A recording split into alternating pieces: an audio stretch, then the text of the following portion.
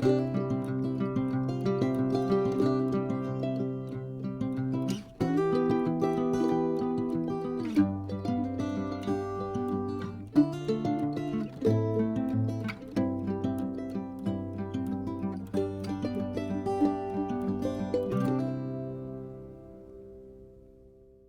dear friends, welcome back to my YouTube channel. Now in today's lecture, we are going to learn about the SN2 reaction mechanism. Generally in your state board, they ask the question for 3 to 4 marks, and the question is asked like this: explain the alkaline hydrolysis of methyl bromide with the energy profile diagram. So we'll start with this one. So here remember, the alkaline hydrolysis of your methyl bromide with aqueous NaOH or KOH is a SN2 reaction mechanism, where S stand for substitution, N stand for nucleophilic, and 2 stand for a bimolecular reaction 1.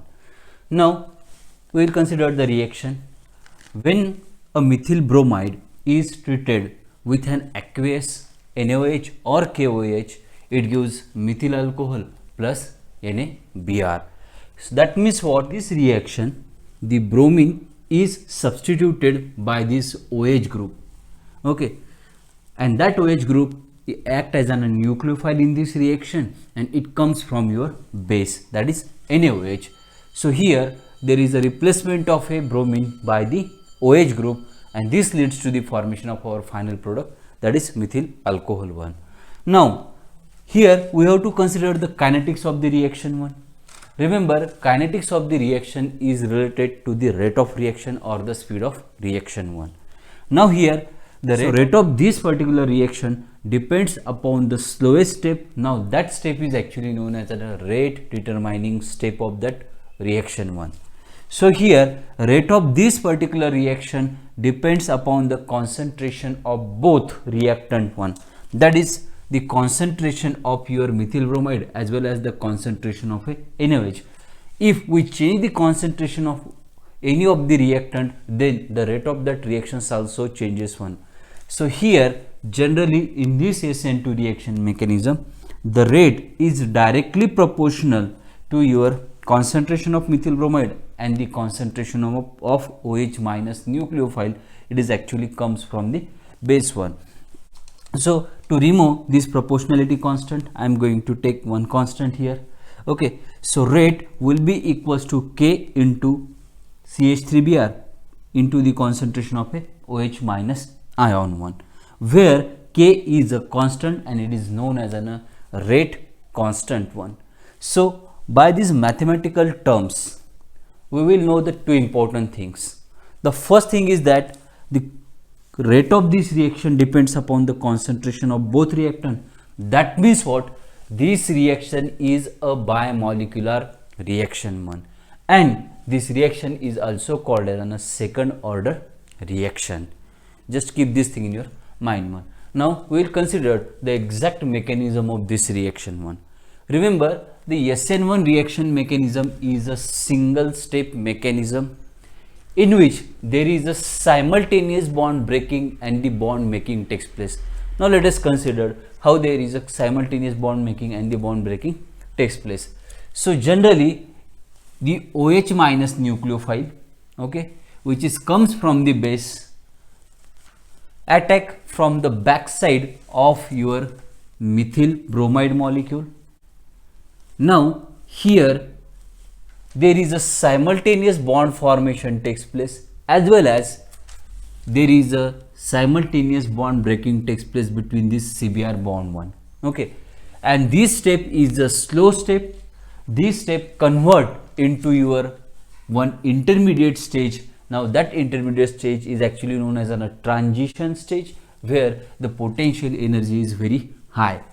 Now in this transition stage, remember, this methyl molecule is arranged in a one plane with the bond angle 120 degree.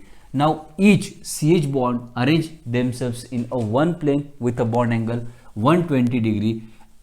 Again there is a simultaneous bond breaking takes place between this CBr bond, and there is a simultaneous bond making takes place between this COH bond 1. Okay, so in the transition stage, the carbon atom is act as a penta coordinated carbon atom, but there is a 3 CH sigma bond which is present in a one plane with a bond angle 120 degree, and there is a 2 partial bond, that is COH bond. It is actually the bond making process, and another partial bond, that is CBr. Okay, now this is the bond breaking process. That means the bromine is actually removing from this molecule one. So now after the formation of this transition stage, this CBr bond is completely broken down. This step is a fast step, and we will get our desired product with a inversion of configuration one. Now we will demonstrate how exactly this particular mechanism takes place. Okay, now let us demonstrate how exactly this mechanism takes place. Suppose this is your methyl bromide molecule.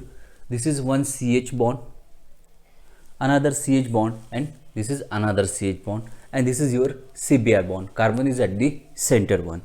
Now remember, it is a single step mechanism where there is a simultaneous bond breaking and the simultaneous bond making takes place. You know that this OH minus nucleophile attack from the back side of this molecule. Suppose this is the molecule.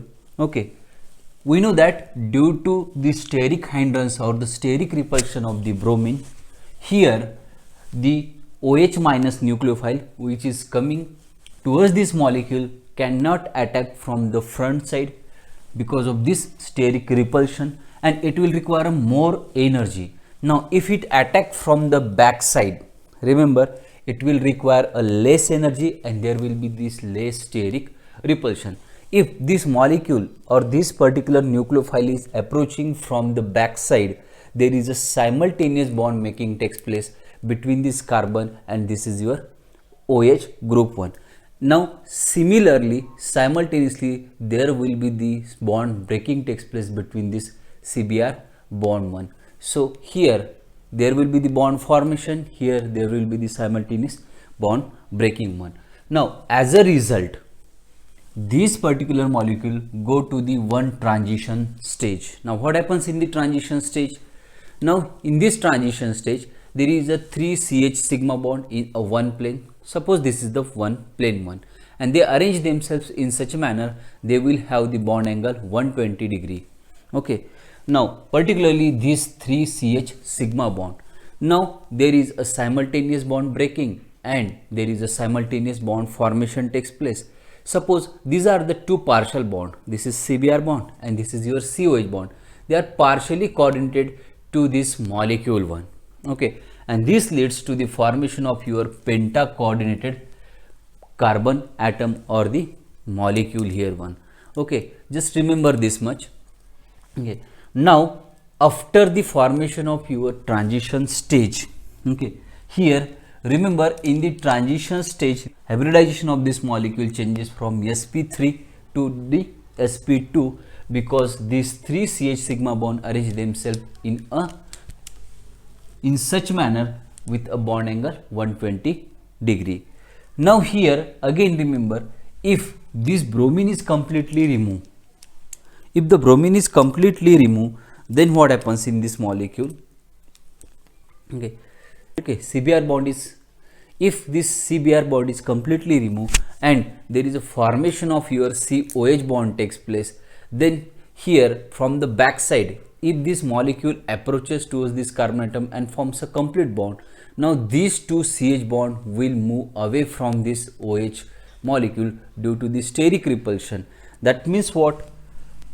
This particular OH group approaches towards the carbon atom, then the flipping process takes place between this molecule. This hydrogen atom flip towards here, and this particular flipping process is actually known as an inversion of configuration, and we will obtain the product with the 100% inversion of configuration one like this. Okay, previously they were in this plane, the two CH group were in this plane one. Now they slightly shift towards the another plane, and now they flip actually in such manner here, okay, and we will obtain this methyl alcohol molecule, okay, like the flipping of a umbrella in a strong wind. So here we will obtain this product with 100% inversion of configuration, and now that inversion is actually known as an Walden inversion. Okay, so we are obtaining the product with the Walden inversion one. So this is about the mechanism SN2 reaction mechanism. Now let us discuss about the energy profile diagram of your SN2 reaction mechanism. So here I have drawn this diagram on the board. So here you can observe that the reactant undergo the transition stage and then the product formation takes place. So here I have drawn the graph potential energy against the reaction coordinate. That's it. So here actually I have given this point as an A point, where A represents the potential energy of the reactant, that is methyl bromide and the OH minus ion. They will react with each other.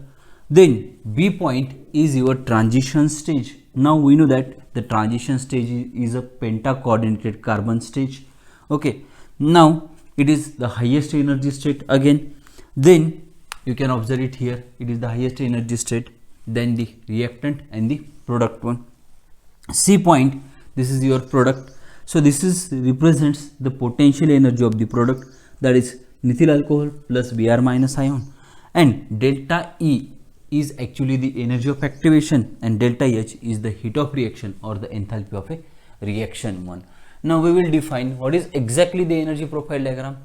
When a graph is plotted against the potential energy changes between the reactant and product against the reaction coordinate, potential energy changes against the reaction coordinate during the course of reaction. Now that particular graph is known as an energy profile diagram. Remember, now we know that in the energy profile diagram, reactant convert into the product with energy changes via transition stage 1. Now what is energy of activation then?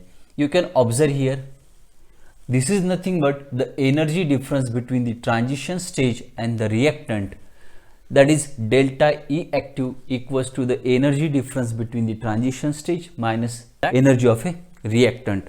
So that energy gap is actually known as an energy of a activation. Now what is heat of reaction or delta H or enthalpy of a reaction? So this is nothing but the energy difference between the potential energy of a product minus potential energy of a reactant. Therefore I have written it as a delta H equals to the potential energy of product minus potential energy of a reactant. So this is the energy gap. Now again you know that delta H is positive for endothermic reaction. Now in the endothermic reaction we have to provide the heat to the reaction one. Now for the exothermic reaction, delta H is negative. That means what? During this reaction the energy is given out. Now by observing this particular energy profile diagram, we will conclude one important point. Here we find that the potential energy of this product is less, it is a low as compared to the potential energy of the reactant one. Okay, here is the potential energy of the reactant, here is the potential energy of the product, which is the less as compared to the reactant one. Hence product is more stable than the reactant, and hence this SN2 reaction mechanism takes place. So this is whole about the SN2 reaction mechanism. Thanks for watching this video. See you in my next video.